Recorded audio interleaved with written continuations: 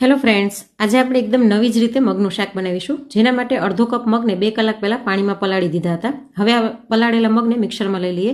સાથે 1 ઇંચ આદુનો ટુકડો, 1 ચમચી લસણની કળી, 5 થી 6 લીમડાના પાન, અડધો કપ કોથમીર, સ્વાદ પ્રમાણે મીઠું, ચપટી હળદર અને 1 તીખું લીલું મરચું નાખી અને 2 ચમચી પાણી નાખીને ગ્રાઇન્ડ કરી લઈશું.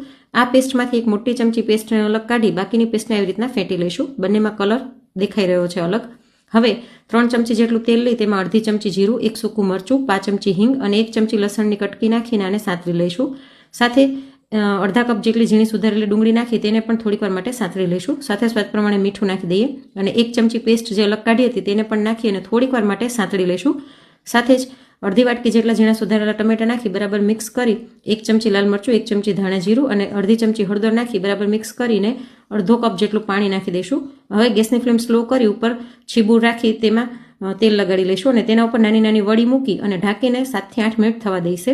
7 થી 8 મિનિટમાં આપણી વડી એકદમ ચડી ગઈ છે, તો આ પ્લેટને આપણે નીચે લઈ લઈએ અને હવે ગ્રેવીની અંદર 1 મોટી ચમચી જેટલું મોળું દહીં, 1 ચમચી કસૂરી મેથી નાખી બરાબર મિક્સ કરી લઈશું અને સાથે જ અડધા કપ જેટલું પાણી નાખી અને આપણે જે વડી તૈયાર કરી હતી તેની અંદર નાખીને બરાબર મિક્સ કરી લઈએ અને થોડીક વાર માટે આને થવા દઈશું.